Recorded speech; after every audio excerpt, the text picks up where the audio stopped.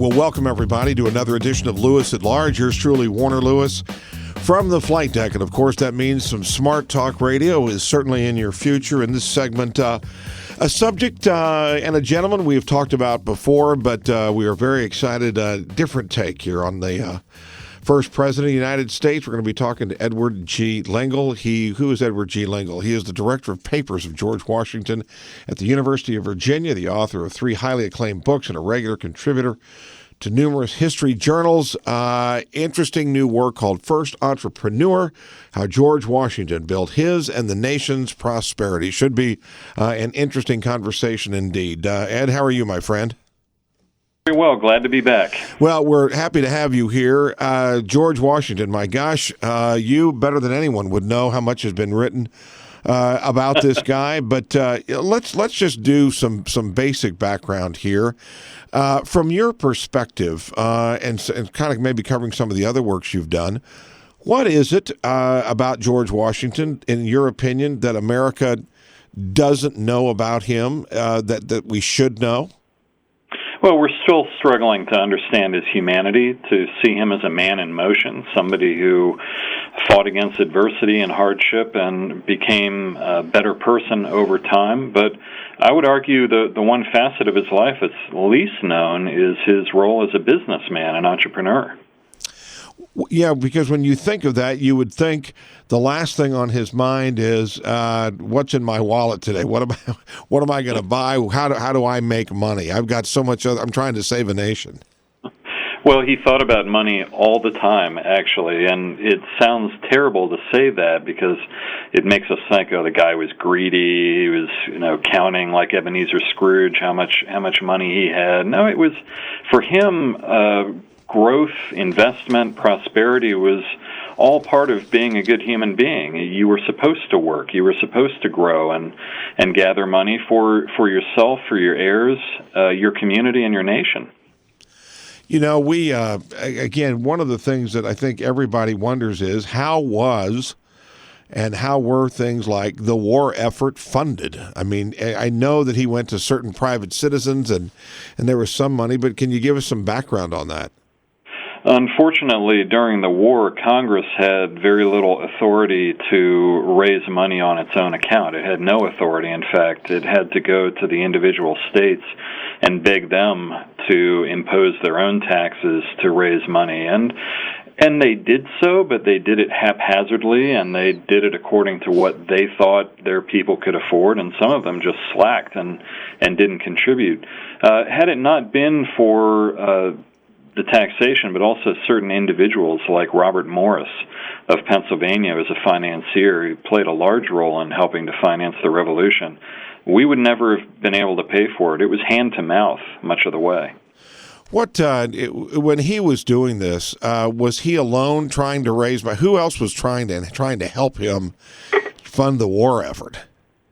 Well, members of Congress were also doing their best to help raise money. People like Benjamin Franklin were working to raise war loans from France and from Holland, and those also played a major role in giving us the funding that we needed. So George couldn't do it all himself, but he was the one who insisted that everybody maintain focus on money.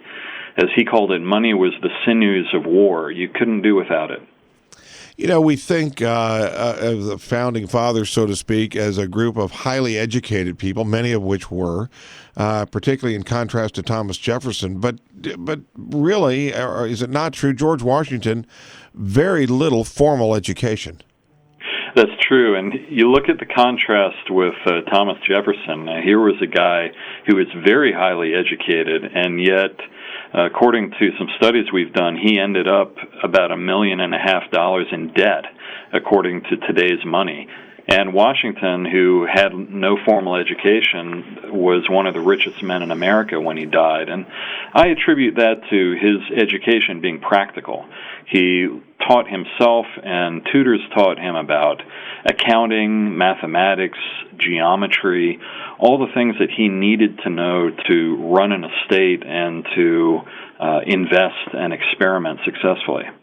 Share with our listeners, if you would. Again, we're talking to Edward Lengel. He is one of the nation's premier authors, historians, and experts on George Washington. He's the director of papers of George Washington at the University of Virginia in Charlottesville, and the author of 3 highly acclaimed books and a regular contributor to numerous history journals. We're talking about a brand new work called First Entrepreneur that is just out. It's a fascinating look at our first president and his prosperity and the nation's. When we think of George Washington, you think of a political animal, you think of a rugged military mind. In those times when we are not really fully private enterprise, we still have ties, obviously, to the British. How do you navigate and how do you make money in a system like that? And how did he do it? You have to break the rules to a certain degree. He started trying to build his wealth under a British colonial mercantilist system, a credit system where a farmer would grow tobacco and then sell it through the British. They would sell it in Europe and would give credit in return. You wouldn't actually get money, you'd get credit that you had to use to buy more goods in Britain. And the result of that was we remained dependent and debt. Washington was terrified of debt. He hated debt. But the British system forced American farmers and entrepreneurs into debt. So he decided to break away from tobacco and move into wheat so that he could be a merchant on his own account. He could grow his own wheat, he could grind it, and he could sell it without having to work with the British. So he was always searching for that financial independence.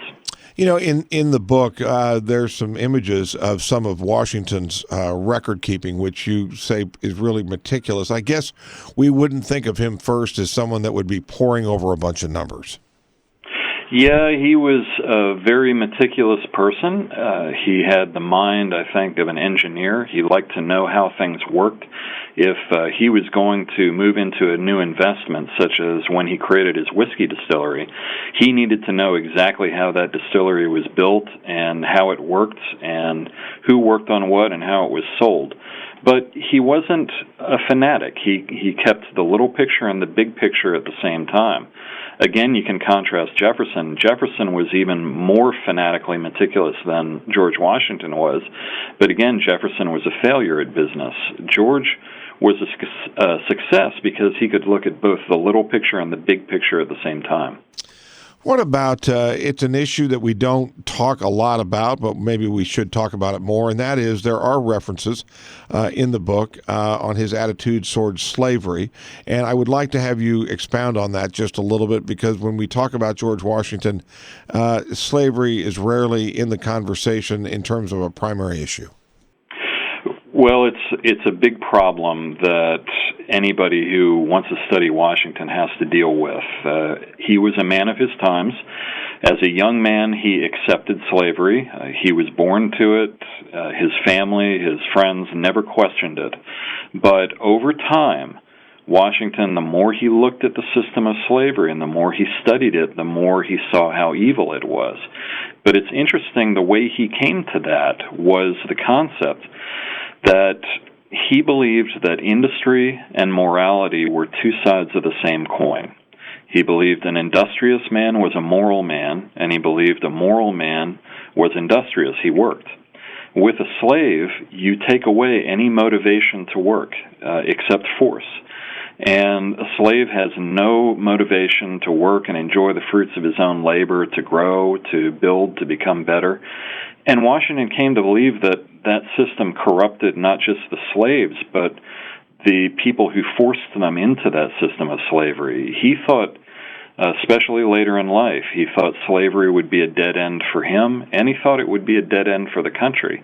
He still struggled. He was afraid of social disorder, what would happen when the slaves were freed, but you have to give the guy credit. He did free the slaves in his will upon Martha's death. We've had historian Harlan Unger on this show before. We've also had Thomas Fleming, and as you know them well, I'm sure.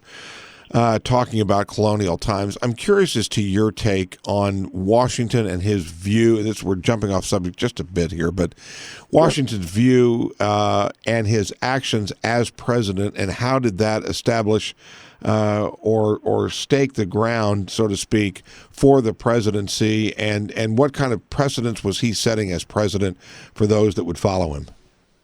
The biggest precedent he set in that office was the integrity of the office, to maintain absolute and strict personal integrity in everything that you do as president. You keep careful accounts.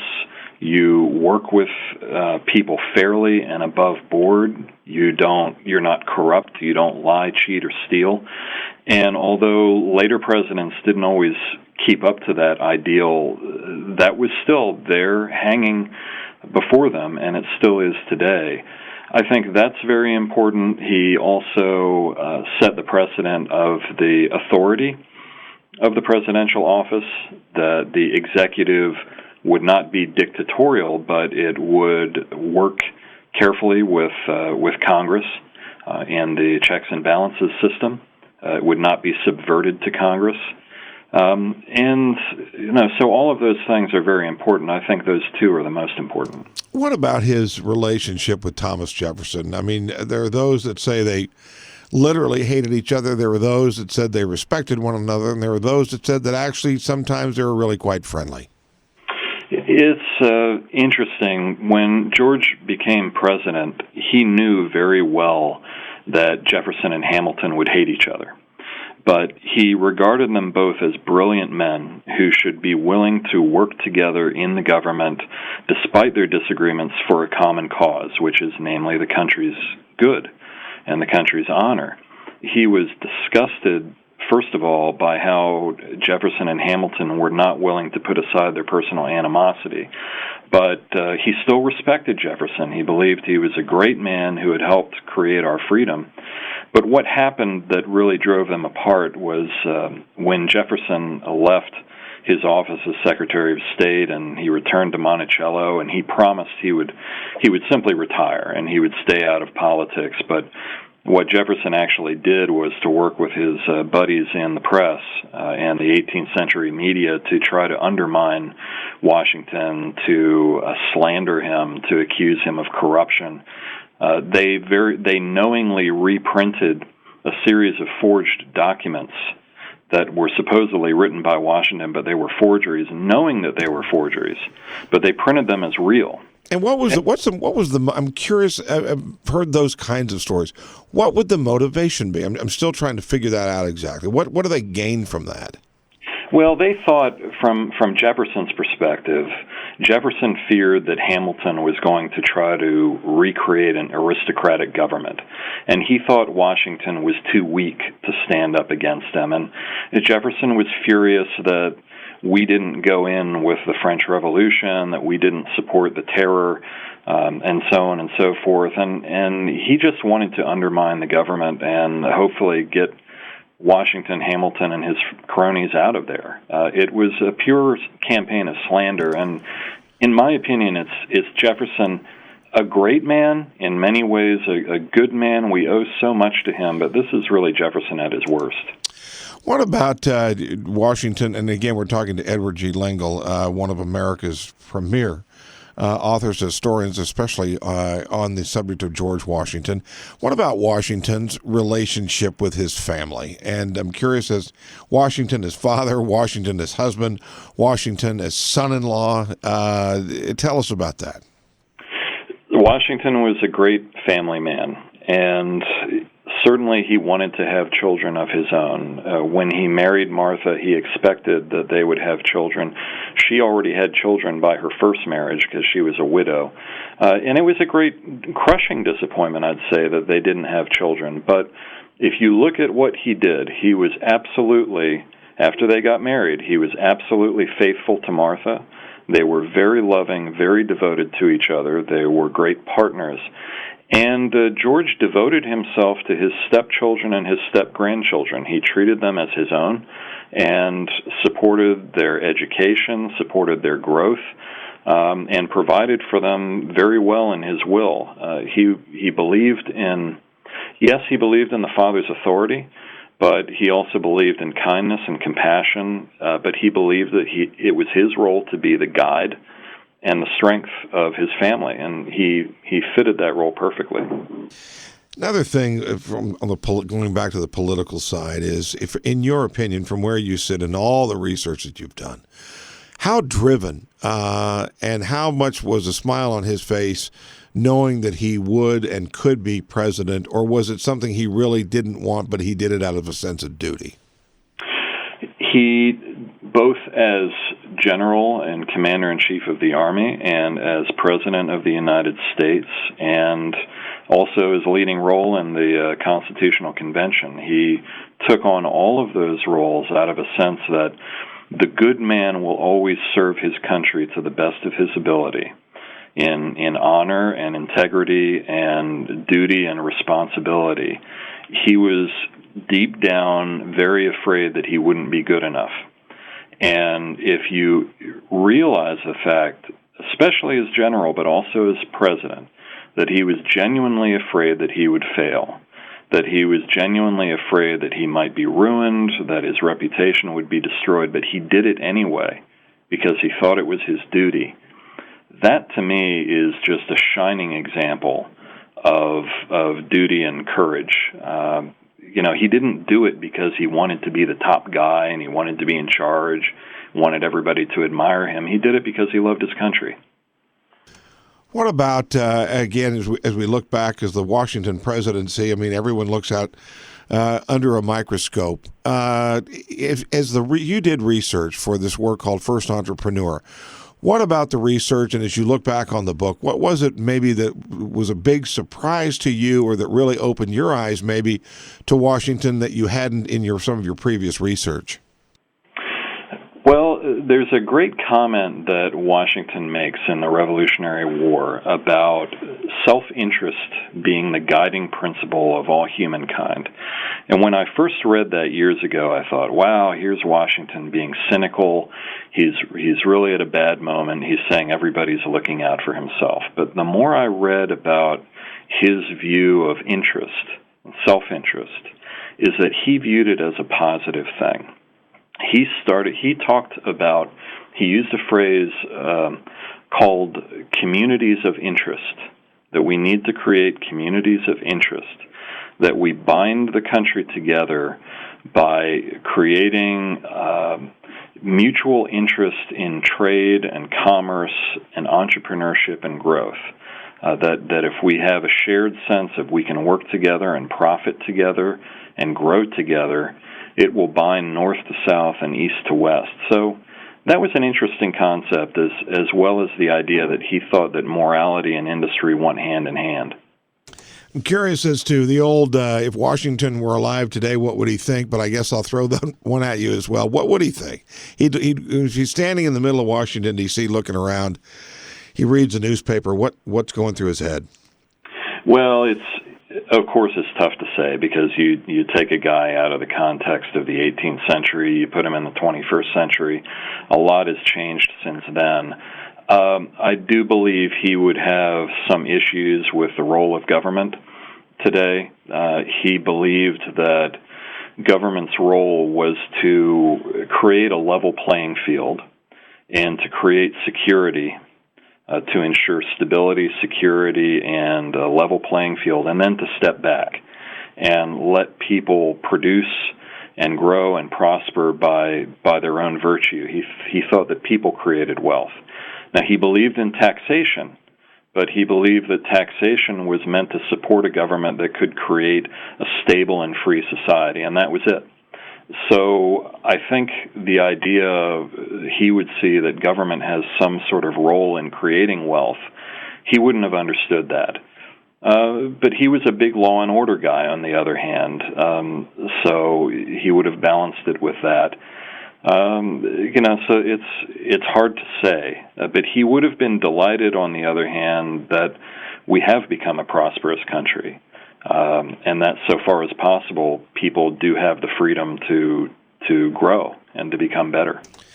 One of the things that you talk about is that his estate upon his death really declined rapidly. Share with us a little bit, why did that happen, and what does that say ultimately about sort of his legacy, and reflect on that if you would.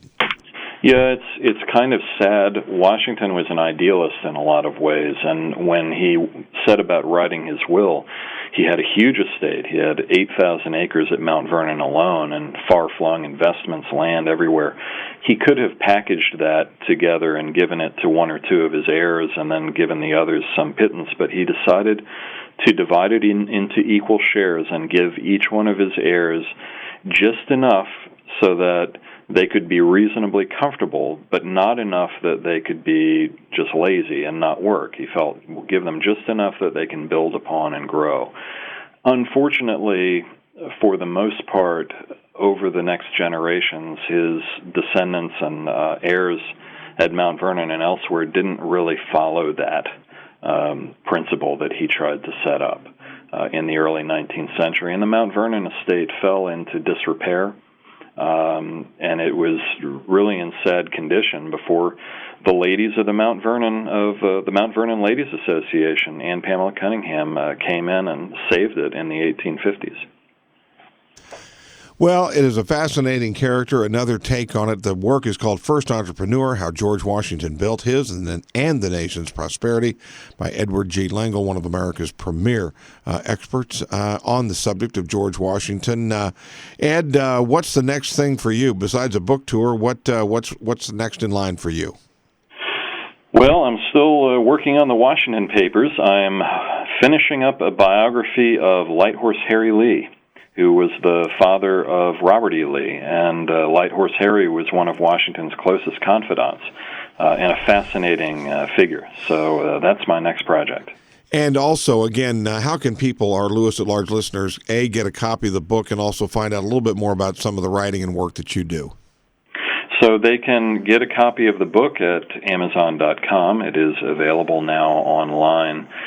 They can find more about the Washington Papers by simply going to our Washington Papers website. You can Google that. I don't remember the URL off the top of my head. Washington Papers. We also have a Facebook page and Twitter feed. So we're trying to get the word out. We have a very active blog called Washington's Quill. And we look forward to hearing from the public. Anything they'd like to learn more about Washington, we're there for them. And well, we do appreciate it. Hey, listen, best of luck with the book, and would love to have you on again when the Light Horse Harry Lee book comes out. We'd love to talk to you about that as well. Oh, that'd be great. Thank you so much. You bet. We will be back with more right after this on Lewis at Large.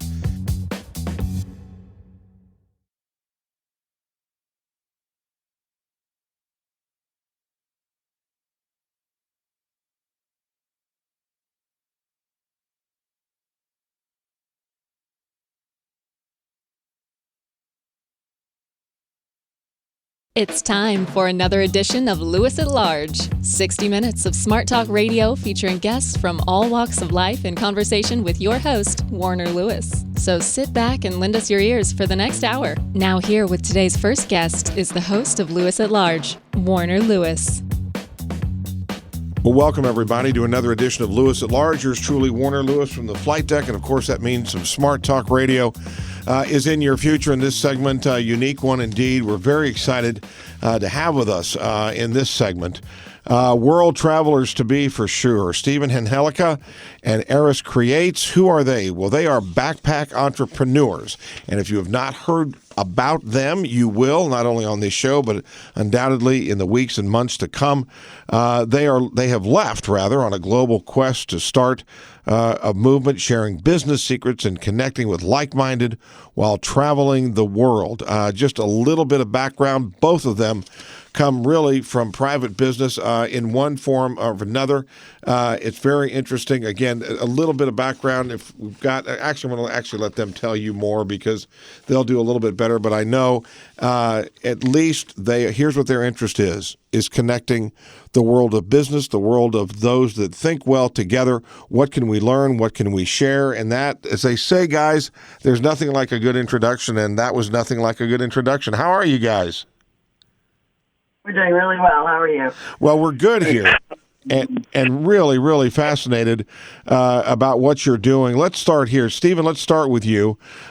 Share with our Lewis at Large listeners just briefly a little bit about the background that you have, and share that first. And Aris, will go to you next.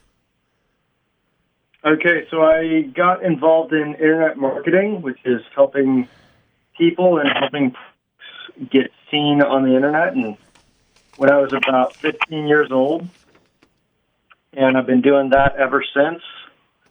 And I have a digital marketing agency back in my hometown of Tampa, and I'm managing that a little bit as I'm traveling abroad.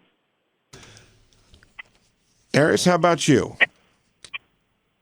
So I have a creative background that includes a lot of the arts, but also digital media. And I've run several businesses of my own, mostly through the internet as well. So I also had an interest in marketing and branding, business development. And in the last few years, I got involved in the startup community and was actually in an accelerator with a startup. And I started to really get very passionate about this new economy, the sharing economy, and the startup type of mindset, the entrepreneurism that actually has grown from that. There's just a lot of very passionate people with a lot of great ideas, and I'm kind of immersing myself in those. Okay, so let's do this. Let's share with our listeners, if you would, really what beyond, so to speak, a backpack on your back and going around the world. Tell us the purpose of it and the vision and what you hope to accomplish. Sure. So we started with this idea that we are entrepreneurs ourselves, and we have found ways to create pretty powerful businesses through the new technologies that are at our fingertips. Why wouldn't it be possible to join the digital nomadic movement and become travelers as well while we're able to maintain? There is a large group of people who are starting to become very interested in this freedom that we are given by using technology, and we wanted to do the same. So we set out to kind of test what it takes to do that, to join the ranks, so to speak, to bring people together so that we can share our knowledge, face our challenges, and create some sort of an understanding or context for this whole new lifestyle. So you're trying to be some kind of a sort of physical thread throughout the entire world versus just, in essence, sitting behind a computer and communicating that way. Is that correct? I would say somewhat. We are going to use technology to tie people together quite a bit. We are interested in membership sites and creating relationships through the internet, but a lot of the best relationships get built face-to-face, creating those types of memories and experiences that come from seeing people. So when we go out to meet a new entrepreneur, we go with the intent to create a real relationship that then becomes something that can last through internet connectivity. How long do you all plan to be out on the road, so to speak?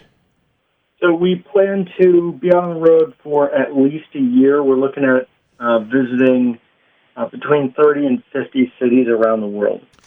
How did you share with our Lewis at Large listeners, if you would, guys, a little bit about how you came up with the itinerary, and is it, so to speak, already set, or you kind of a little bit kind of moving and shaking as you go along, and how are you deciding who you're talking to and making connections with? You kind of had it right when you said moving and shaking. We're taking it day by day, sometimes week by week. The itinerary, it's funny, we get that question a lot, so where are you off to next? And often we can't even answer that because we decided very deliberately that when we went off on this trip to keep it flexible and spontaneous, but with a couple of precepts or what we would call principles. We don't want to stay in one place too long and get too complacent. So we've given ourselves a cap that we can't really hang out for more than, say, 10 days in one city. And how are you? How are you guys? What's your mode of transportation, so to speak? Well, we like 2 feet quite a bit, so okay. we backpack through the city a lot, day by day. A lot of times, The larger cities have good public transportation, especially the older cities that have infrastructures built to get larger populations around. So we're using the public transportation generally. Occasionally we'll be looking at other things like Uber cars, which is in how many cities, Stephen? It's in 90 cities around the globe right now. So 90 cities around the globe, and it's a growing movement for people to share their cars and act like cabs. So we use that a lot, even back in Tampa. And we've got trains, and occasionally we may have to fly if we have to get from one continent to another, but for the most part it's been a lot of walking, a lot of public transportation. What kind of physical exercise, you guys, so I don't know that you necessarily trained, but tell us a little bit about some of the preparations you had to do, how long that took, and what kind of planning really went into this, and how long was that period? So for me personally, I actually walked from Tampa, Florida to Seattle, Washington, raising support for a charity. That got you in shape. Can you say that again, Lewis? That got you in shape, I'm sure. Oh, it definitely did. So I am very, very comfortable on 2 feet. And so far as preparations, Aris actually had to do quite a bit more preparing than I did, because when this idea was first hatched, I was actually already a digital nomad and living out of a backpack. Right, that's correct. I had lived in the same space for quite some time, had a number of possessions that were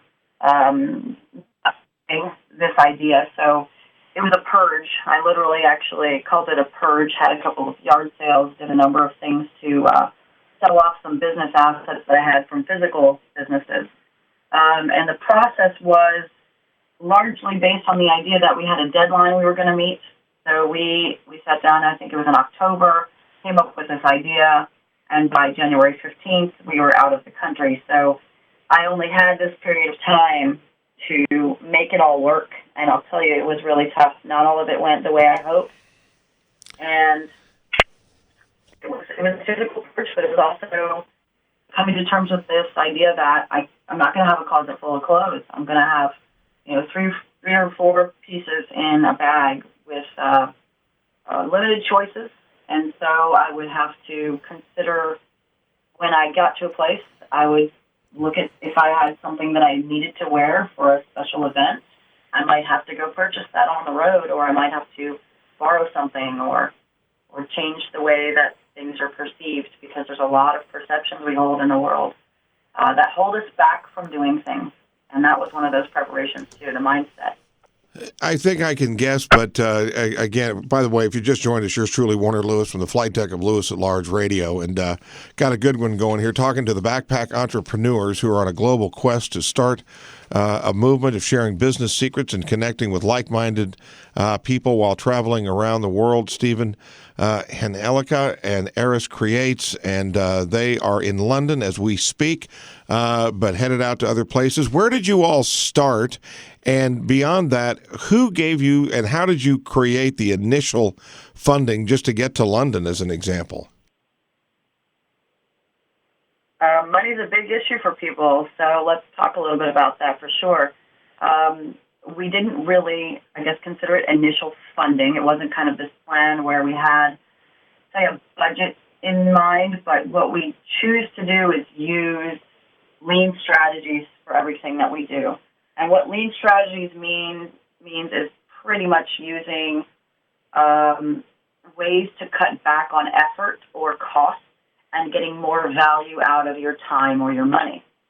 So one of the things we did was we took tips from people who had done this before. We got a lot of information from those who were able to share what mistakes they'd made before us and how we could get around it. So one of those was a website that allowed us to find some really awesome deals to pay for airfare. So we both were able to make it over to London for less than $500 US. Wow. And the other thing for reducing expenses is you also have to look at what your outcome really is. So if your outcome is to have just amazing and incredible experiences, the way that I've found to do that is to really connect with people who know the city that you're in. The way I love doing that is through something like couchsurfing.com, where you can go and crash on a local's couch, and they can show you their favorite restaurants. They can show you where they hang out after work, and they can kind of guide you around the city. And not only do you make a great new friend in a place that you've never been before, you create this instant connection and just have great experiences so long as you're willing to put in the effort to have those great experiences as well. But it's not a financial transaction, so you're not necessarily paying for housing in money. You're paying for it by helping create these amazing memories for you and the person hosting you. What, and again, I'm sure you're talking to all kinds of people, but so far, even in sort of an embryonic state here, the whole journey, what sort of are you picking up, and what sort of themes are you finding are common in the places you've been? There's a lot of hope in the world. There's tons of people with ambition, and when we meet other entrepreneurs, whether they're in the tech sector or they're a shop and they want to have a retail space, there's just a serious amount of interest in sharing and understanding what it takes to make a life that you really want to live. And that's kind of the premise behind this. This is the life we wanted to live. We wanted to be able to travel the world and experience different cultures. And so we chose this path, but that doesn't mean that others wouldn't do something different. So we're finding that people are generally the same wherever you go, and you just got to align yourself with the ones that you really feel drawn to. Are you talking to anybody that maybe you might not necessarily agree with, either politically or socially, and so therefore you're trying to maybe bridge some gaps there and some chasms that might exist otherwise? You know, you're not really going to be able to please everybody, but I'm also the type of person who loves to seek out new perspectives. Whenever I get into a debate, I tend to play devil's advocate and try and take the other side just to see where the conversation will lead. So we've found that a lot of people are really open and really accepting of the idea of being a digital nomad and what we're doing. So I haven't ran into too many ideological challenges. I've ran into a couple of people who didn't really understand what we were doing. So I'm curious, when you guys go into a community, I know you're meeting with a lot of individuals, a lot of them entrepreneurs, but do you do any kind, and again, I understand you're still kind of, the trip is kind of unfolding right now, but are there plans to talk to groups or to maybe classes of students or groups of business people, or is this really pretty much individual encounters? Well, we do have plans to talk to groups. I think that's a really important place to be, is sharing our story in groups such as students or business groups. Those are very rich places for us to share this kind of a story or experience.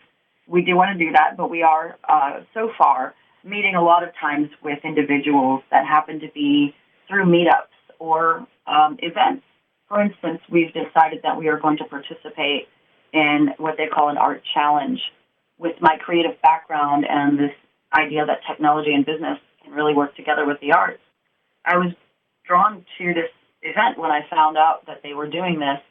It's going to be a 24-hour challenge to create solutions to problems within the arts. And so that was something that we're going to go to. I think we're going to meet a number of individuals there, but each one of these individuals is tied into a larger group of people and can influence different circles. So it feels like when we're speaking to an individual that we still have the power to change many people's minds.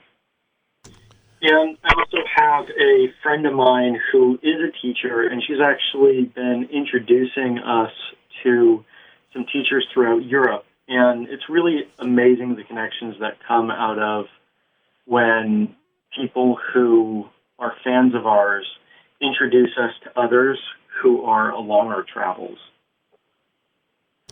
You aware of, as Americans, are you aware of anyone else doing anything like this at all?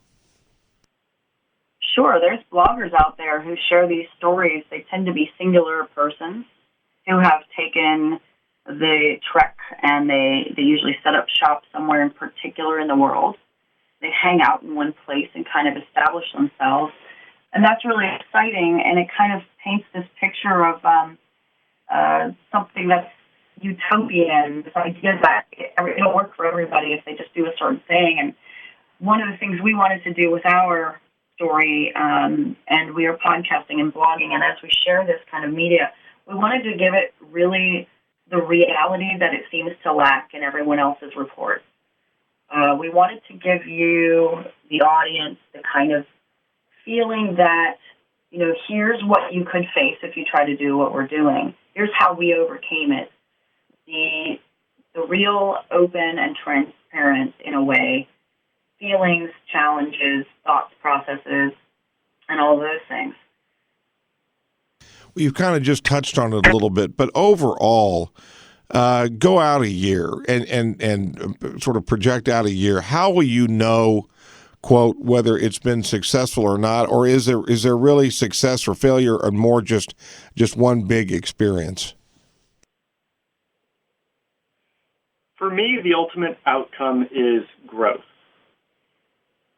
After a year of traveling the world, I'm going to come away with such an amazing and different perspective.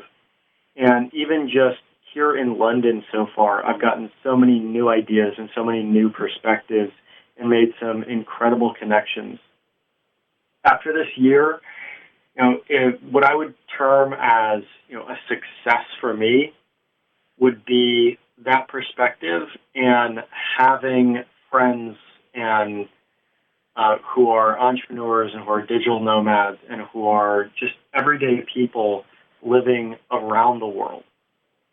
And for myself, I firmly believe that this is actually an opportunity to explore the world in ways that will give more perspective as well. But I really think there's a way to balance the pursuit of personal happiness with the answer to social issues. And I really think that lies in the middle, in the crux of entrepreneurship. A lot of times people might call it social entrepreneurship, answering these major issues that face full societies or tribes or communities, and finding ways to partner with, say, people who are out to make a buck, kind of like the capitalistic thought process, but also the paying it forward thought process. And I think that's also kind of a fresh and new way of doing business. And it's growing. I think people are really starting to look at being a little more conscious of how they affect the world around them. So it's not just about making money and taking care of your family anymore. It's about creating a movement, creating a product or a brand that speaks to bigger issues in the world.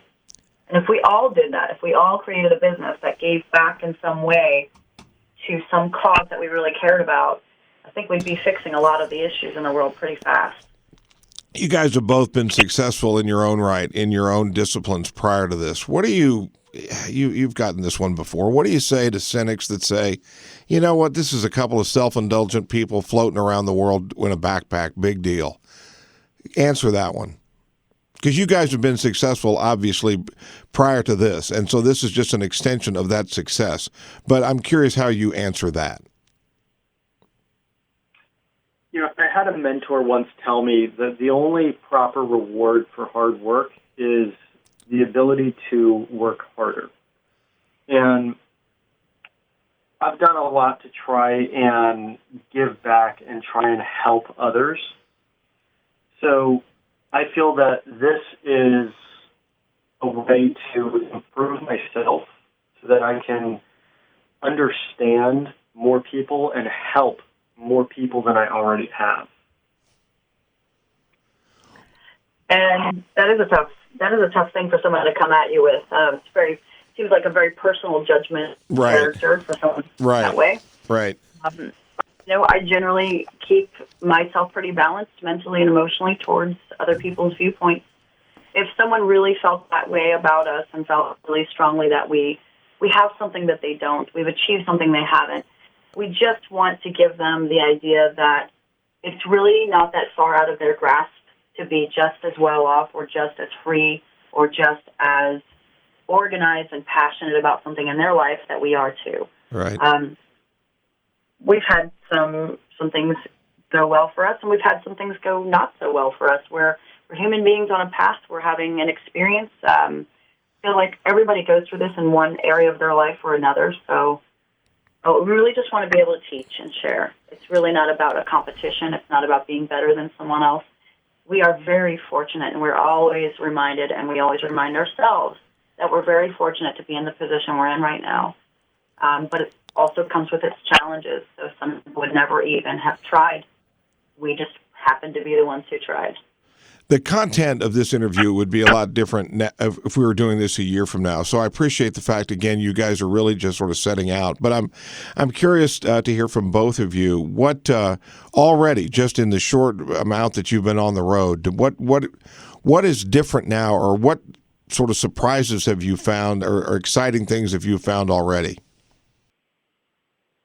Well, we could start with getting into the UK wasn't as easy as we thought. We definitely hit some snags there. What we do is so hard to define that immigration was unclear about whether we were a safe type to enter. And we hear from others that it's a pretty tough country to get into. The benefits here are great. The society is well developed. I guess it's a very desirable place to be. So even as Americans, we kind of feel like we kind of own the world. But when we showed up here, it was a little bit of an awakening to realize that they could turn us away and we'd have to walk off, and the whole plan could have been shot because this was our starting point. But on the other hand, we've also found that the people are very welcoming, and they love us for the fact that we are, Americans doing something kind of different that most people don't. So it's kind of both ways. You? The thing that's really changed for me is it's opened my eyes to how similar yet how different everything is to the United States. Because I'd never traveled extensively outside of the United States before starting on this journey. And in talking with the entrepreneurs who were solving massive challenges in Europe and getting the fact that they have a completely different perspective, that how you live here, well, it's very similar to how we live in the United States. There's some big differences that create unique challenges. And I think that it opened my eyes to the fact that every place on earth is facing some type of unique challenge.